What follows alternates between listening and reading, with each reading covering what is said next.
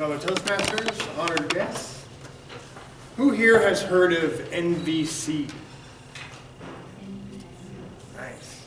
It stands for Nonviolent Communication. It was created in the 80s, and I just came across it in the last few weeks and have dived into it, as I do with most subjects that I come across.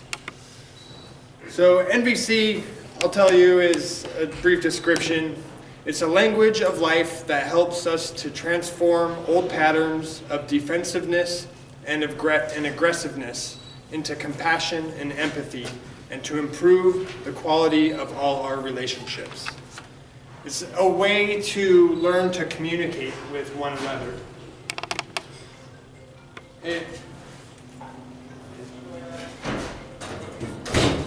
The word violent is in the title, and when violence happens, there's a miscommunication between two individuals or more. And in order for the violence to take place and someone to actually harm another individual, they have to think in their mind that that person is bad.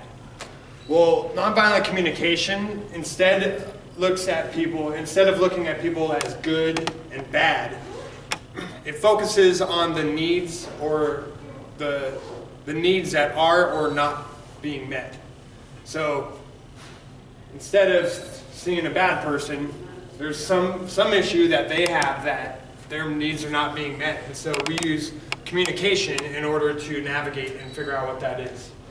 So NVC has 4 components: observation and communicate. Why are we communicating? Sorry. Observation, feelings, needs, and requests.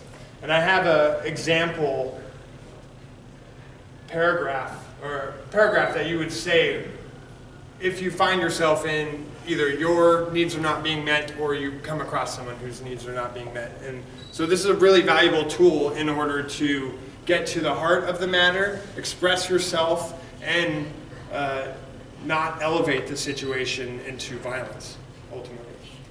So this is an example of nonviolent communication.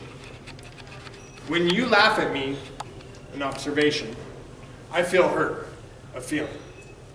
Because my need for belonging, a need, is not being met.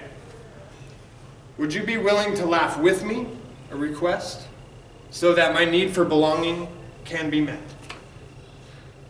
So you can see how effective that can be versus standing there getting upset because someone's laughing at you, and where that can lead you, which ultimately can lead to violence. So by learning nonviolent communication, you can learn which words to use and which part of the other person to focus on, which is their needs that aren't being met, instead of what's coming at you. So this is going to be a precursor for my speech next week, where I'll get more into nonviolent communication. Thank you.